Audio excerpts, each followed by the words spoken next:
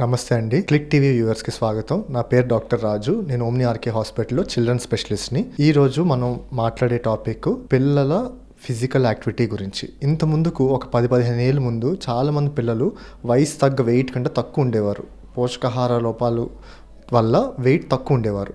ఇప్పుడు ఏంటంటే పోషకాహారాలు మనం పిల్లలకు అందించే ఆ అవకాశం తల్లిదండ్రులకు వచ్చింది కాబట్టి అందులో ఎటువంటి లోపం లేకుండా ఎక్కువ అవుతుంది. అవసరం కంటే ఎక్కువ ఫుడ్ తినేస్తున్నారు. దానికి తగ్గ ఫిజికల్ యాక్టివిటీ పిల్లలకు ఉండట్లేదు. ఆ ఫిజికల్ యాక్టివిటీ లేకపోవడం వల్ల క్యాలరీస్ ఇన్ అవుతున్నాయి తప్ప స్పెండ్ చేసే టైం ఉండట్లేదు పిల్లలకి. ఫుడ్ తింటున్నారు, స్కూల్కి వెళ్తున్నారు, చదువుకుంటున్నారు, వస్తున్నారు, కానీ అది స్పెండ్ చేసే కెపాసిటీ లెక్క ఒబేసిటీ, ఓవర్ వెయిట్, అది current problem in children nutrition పరంగా.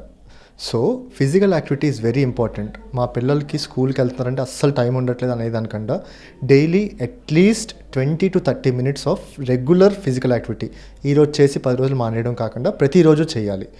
అంటే ఫిజికల్ యాక్టివిటీ అంటే రెగ్యులర్గా చేయడం అంటే మెయిన్లీ అంటే ఏదో పెద్ద స్పెషల్ ఎక్విప్మెంట్ అది అవసరం లేదు. మీ ఇంటి మేడ మీద, మీ ఇంటి చుట్టూ ఒక వాకింగ్ చేస్తే చాలు. వాకింగ్ అంటే నార్మల్ వాకింగ్ కాదు, బ్రిస్క్ వాకింగ్ అంటారు. అంటే కొంచెం వేగంగా నడిస్తే చెమట పట్టే విధంగా వాళ్ళు వాకింగ్ చేయగలిగితే అట్లీస్ట్ డైలీ 20 to 30 minutes ఆ రెగ్యులర్ ఫిజికల్ యాక్టివిటీ వల్ల మన కార్డియాక్ హెల్త్ ఇంప్రూవ్ అయ్యి క్యాలరీస్ స్పెండ్ అయ్యి పిల్లలకి ఒబేసిటీ, ఓవర్ వెయిట్ రాకుండా ఉండొచ్చు.